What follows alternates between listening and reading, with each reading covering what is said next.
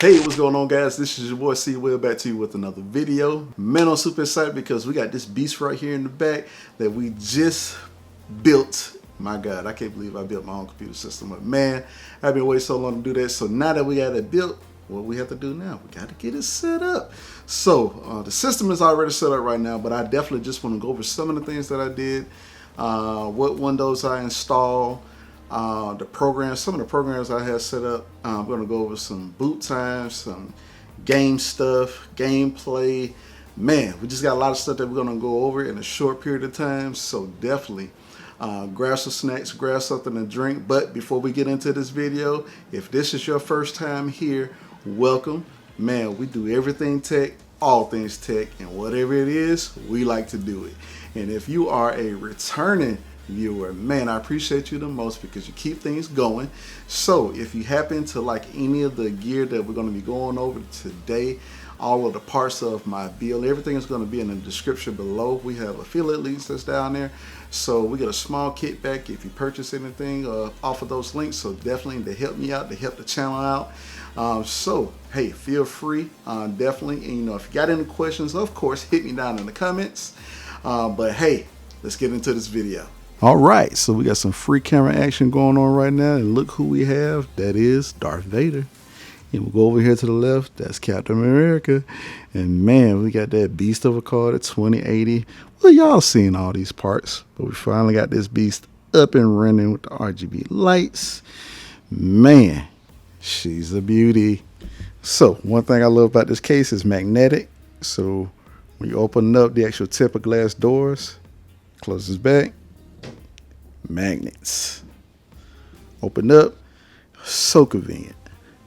All right, so on the front right here, we have the power button, reset button, USB 3.0, USB-C, mic jack, headphone jack. All right, so of course you can see the Corsair LL120 addressable RGB fans. I love these fans.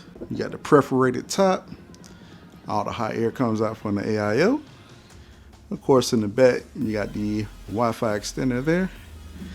And then one thing that you all did not get a chance to see, the cable management or lack of. But this is also tempered glass on the other side of the case. And on the other side of the case, it's also magnetic. So, and this is my quote unquote cable management. It's bad. Yep, I know. But you all will never see this side of the case again. Of course, we got the Commander Pro. We got the lighting node. All of the cables. One 2.5-inch SSD drive. And all that good stuff. So, hey, that's my cable management. I know it's terrible. I may go back and try to clean it up one day. But as long as this glass closes, just like this, I have no issues, so I'm not changing anything. All right, guys, so here is the back of the case. At the top, we have USB 2.0. We have the Wi-Fi connectors there. Then there's some more USB ports. Here we have USB 3.0. We have an HDMI connector, USB Type-C, USB 3.0, USB 3.1, gigabit Ethernet, and then you have your audio inputs and outputs. Of course, we got the power supply at the bottom and our exhaust fan. All right, guys, so hey, what we're going to do is get into first is basically we're definitely going to talk about Windows 10 Pro. That's actually what I installed on the system after I got it built. And so if we go here, let's go to Start, go to Settings. Let's click on System and About. And as you can see here, it says Windows 10 Pro 1809, installed 4/30/2019. Shows some device specific information and stuff here. But I actually got Windows 10 Pro for about 17 bucks. And you're probably asking, how did I make that happen? Well, I'm glad you asked that question. Let's go ahead and open up Chrome here.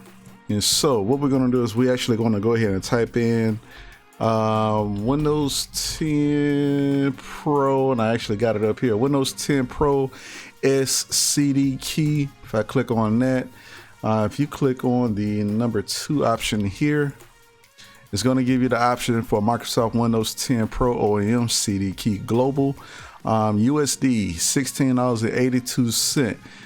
That is what I paid. I created an account with SCD key. Once I created that account, I clicked on buy now. It sent me an email with my product key. I went to, before I did all of this, I actually created a Windows 10 installation USB. And if you click on the first option here, it will take you to Microsoft's website. So once you download the actual tool, it's going to give you the actual option to create a Windows 10 USB installation. You need at least an 8 GB USB drive in order to create this. But once you do, you reboot the system. Once you reboot the system, you're going to choose the hard drive that you want to install Windows 10 to. It's going to give you a bunch of different Windows installation choices. Choose Windows 10 Pro.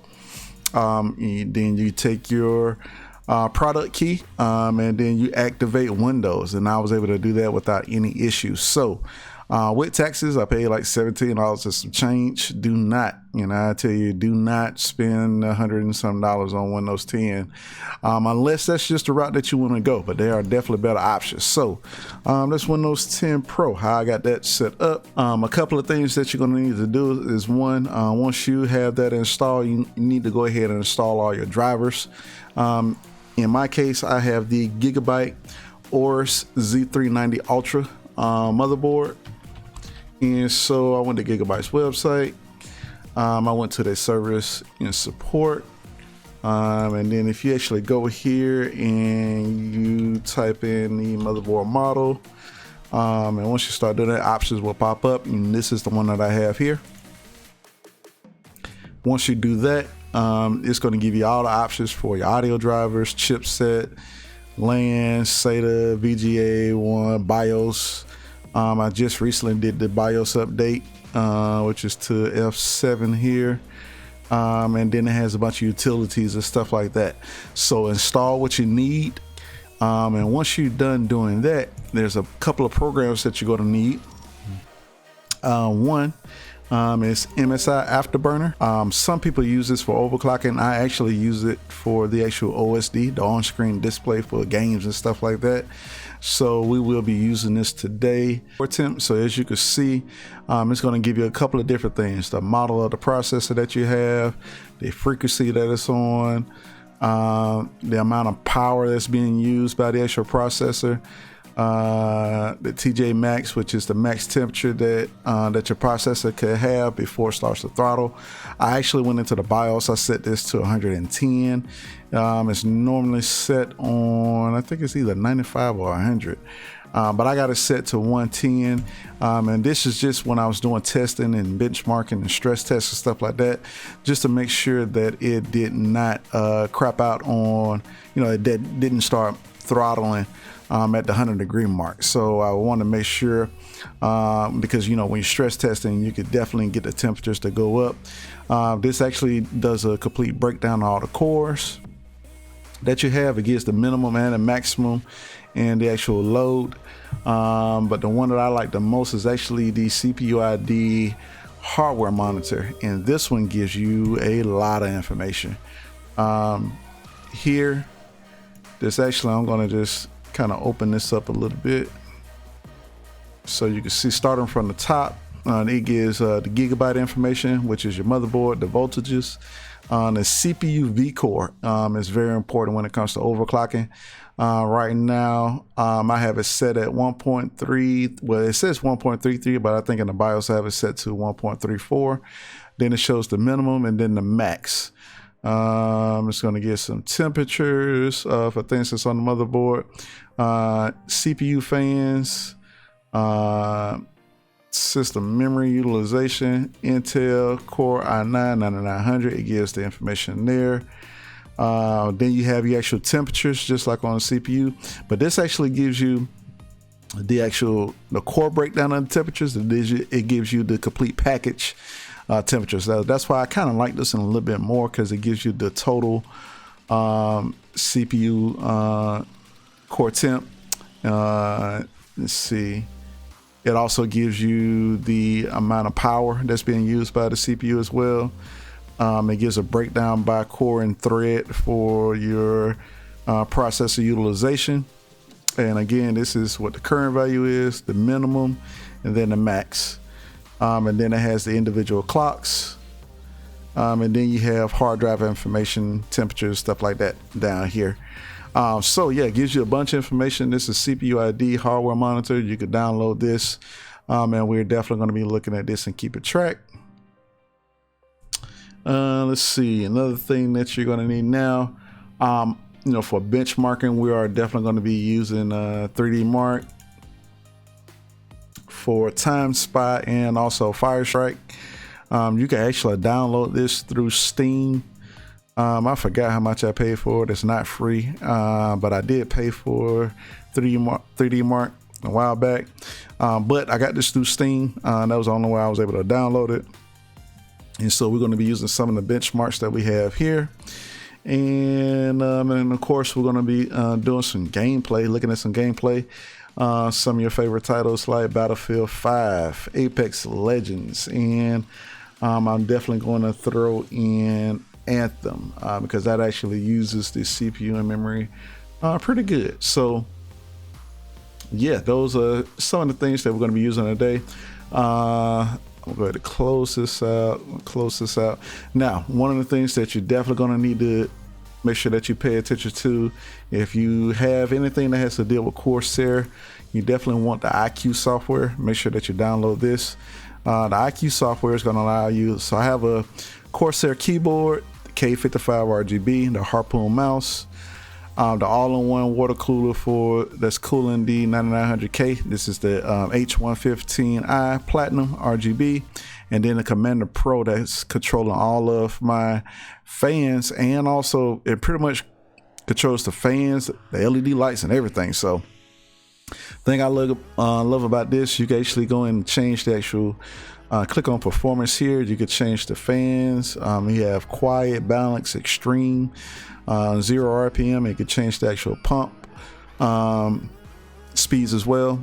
If you click on the Commander Pro, which came with my case, the Corsair 500 DSE RGB, it came with the Commander Pro and also a lighting node, and I can actually change the fan speeds because this is actually controlling all the fans, the RGBs and stuff like that. So this is pretty dope, pretty cool, and this software works wonderfully. Right now I have this on quiet, and so you really can't even hear the fans and anything in my case. But once, and currently I'm overclocked, so that's another thing. The temperatures are in check, which is pretty good. The H115i works wonderfully. But once we get into gameplay and stuff like that, I'll probably end up changing this over to balanced. The pump itself is on balance, but I'm gonna change the fan speed to balance. And also I will probably change these to balance, but we'll see what the temperatures get up to with it being on quiet the way it is right now, versus what the temperatures are like, if we have it on balance. All right, okay, so one of the things I wanted to show you here was actually how quickly the system restarts and boots up.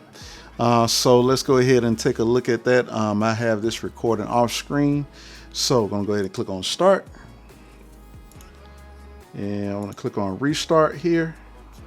And once the actual splash screen pops up, we'll definitely start counting how long it takes for the actual system to boot up. 1, 2, 3, 4, 5, 6, 7, 8, 9, 10, 11, 12, 13, 14, 15, 16, 17. So 17 seconds. And let's try that one more time. So that's 17 seconds to get to the actual Windows login screen. And this is on the Samsung 970 EVO 500 gigabyte hard drive. All right, so what we're gonna do now is actually go into the BIOS. I'm not gonna go over everything, but it's just a couple of key features that I just want to go over that's inside of the BIOS that will pretty much help you out greatly. So let's go ahead and get into the BIOS real quick. And so, of course, if you want to get into the BIOS, what you have to do once the splash screen comes up, you have to start hitting F12. Now, F12 is going to take you. We got to go ahead and click on Enter Setup. Now, if this was your first time coming into the BIOS, and I can only speak for the Gigabyte model here, it has an easy mode. It has a bunch of different things that's on the screen. As you can see here, the memory frequency is at 3200 megahertz. This is actually the portion that you would need to actually come in here and change. And of course, I have my CPU overclocked. I am going to be doing a separate video for overclocking because it definitely takes time. And to go over some great information. I don't want to make this video too long, so we won't go into overclocking on this video, but I will do a separate video just for overclocking the actual 9900K along with the RTX 2080 card as well. So if you hit F2, it's going to bring you to the actual the more geeky screen that actually just gives you all the information, and you got to kind of go find it, which I like the most. But what you would need to do is actually go down to where it says advanced frequency settings. Once you click on that, you will actually go down here to the bottom where it shows the extreme memory profile XMP. So I have this chosen as profile 1. And that's all you have to do is actually go in here and change. So normally it will be disabled. And it will be the actual default speed of the memory. It's like 2133 megahertz or something like that. So once you go in here and change this to profile 1, it actually puts it at its max speed for the G-Skill memory that we have installed, which is 3200 megahertz. So really, this is kind of like one of the biggest things that you need to change. The next thing that we need to take a look at is actually if you go all the way over to chipset and you go down to internal graphics. I would actually enable this if you are a person that has an Intel chip and you're using Adobe Premiere Pro. The reason why you want to do this is because Premiere Pro has a thing called Quick Sync, and it actually allows you to be able to render and export your actual videos a lot faster. So it uses the internal iGPU on the actual processor along with your graphics card and your processor itself. Everything works in contingent together. So man, it makes exporting 4K and HD videos a lot faster having this turned on. You can also just have this turned on as well. If something goes wrong with your graphics card, you could troubleshoot, and you can actually plug your monitor directly into your motherboard and still be able to use your computer as far as the actual monitor goes. So just a couple of things just to just look at, and of course, again, as far as the actual overclocking, we'll definitely go into that on a separate video. And I'll go into some other things for us in the BIOS in a separate video, but just getting it set up, these are definitely the two major things that I would take a look at. All right, guys, so the third thing that we're going to take a look at is what I use for stress testing. So a couple of things here. One program is called Blender. So if I double click it here, you can download this from the internet. I downloaded a Blender file called Splash 279. I'm gonna go ahead and open up our CPU ID. And as I was talking about this earlier, a couple of key things that we're gonna be taking a look at. One is going to be the clock speed of our 9900K. This is the current value, the minimum, and then the max. Then we're going to be looking at the processor utilization and then the actual temperatures. For this actual test, I'm just going to show you exactly what the actual temperatures go up to. That's a couple of things that we're going to take a look at first when it's up under full load. Okay, so up under the iCUE software, what I want to do now, I currently have this set on quiet, but because I know the CPU gets hot, I am actually going to go ahead and click on performance here. I am going to change this to extreme. I want to click on all three of these, the fan 1, fan 2, and the pump. It takes a little time, but this is actually going to speed up. You'll see the actual numbers change here.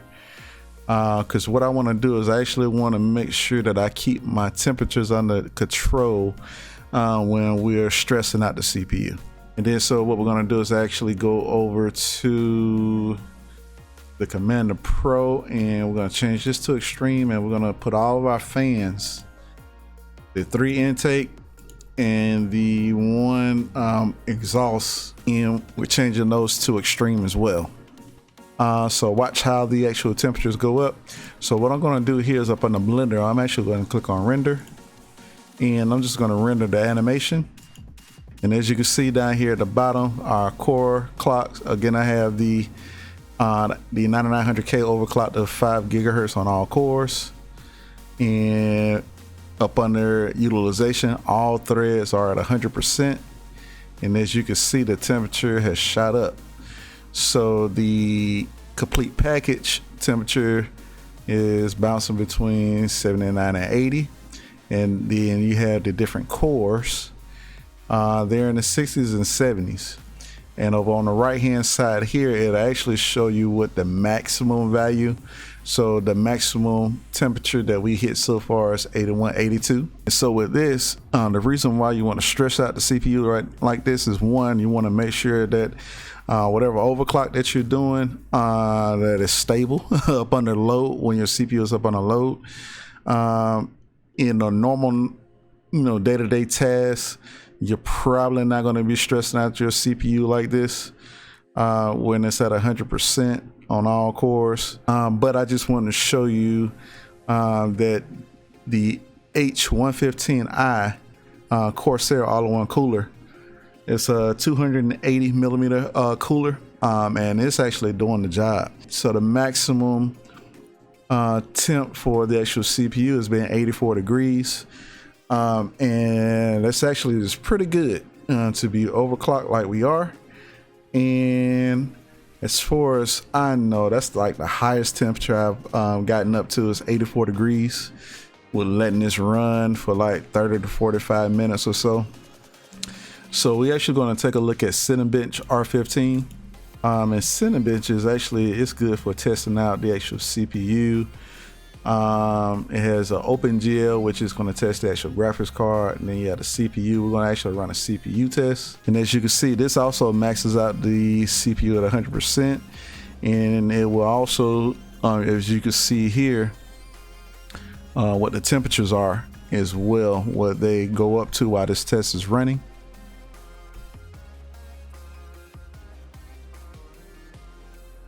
All right, so now this test shows 1979.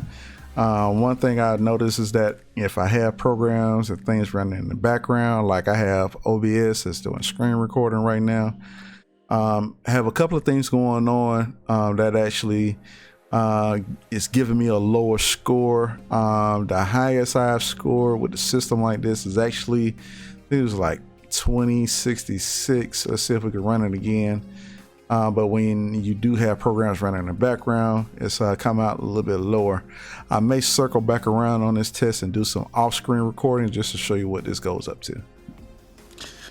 All right, guys, so what we're going to do is we're going to do some off-screen recording here.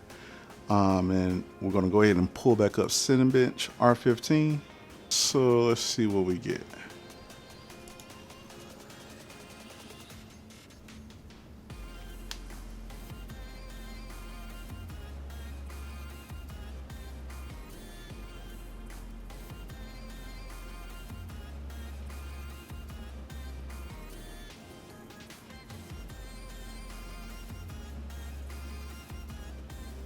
All right, and now you see what I'm talking about. So now the actual score is 2038. It's a Cinebench score that we got. So as you can see, when you don't have things running in the background, you can actually get a higher score. Let's test this out one more time. 2037. All right, so let's go ahead and move on to 3D Mark. All right, so the first benchmark that we're gonna run is Fire Strike.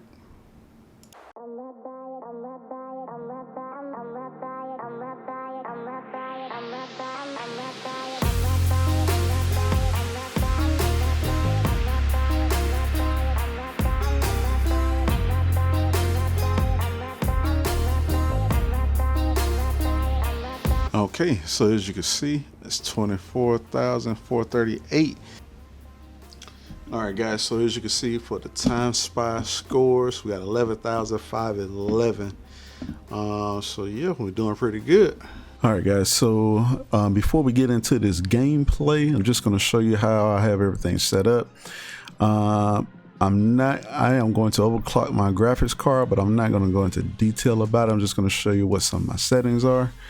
So we're going to put this at 800 for the memory, 59 for the additional clock speed. And we're going to turn the voltage range all the way up. Power target, we're going to turn it all the way up.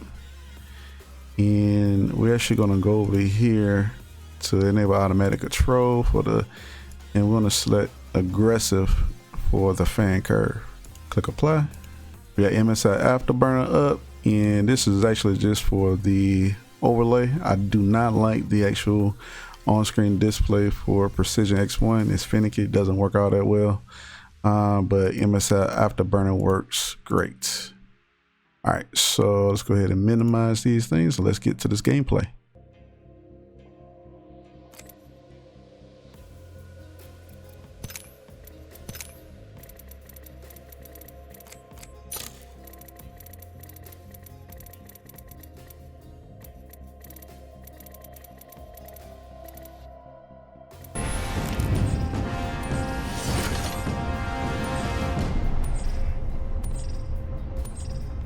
Let's land here. Copy that. Here we go. Ready up.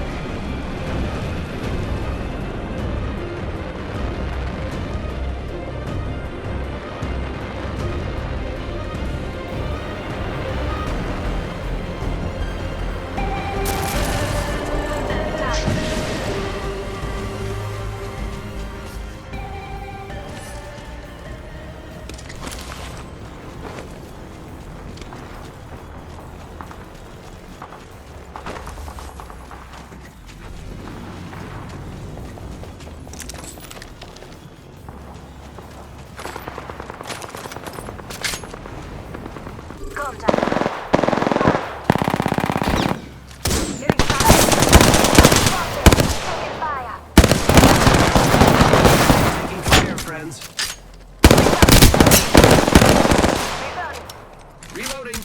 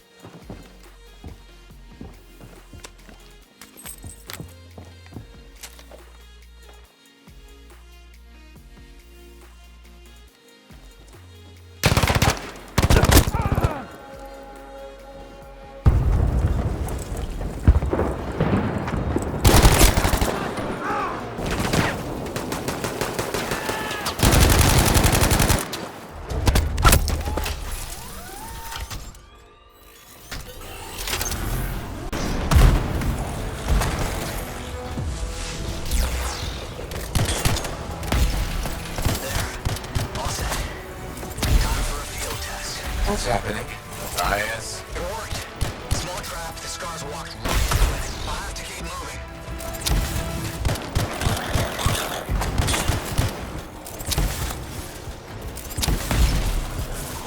moving. More incoming. Watch those hives.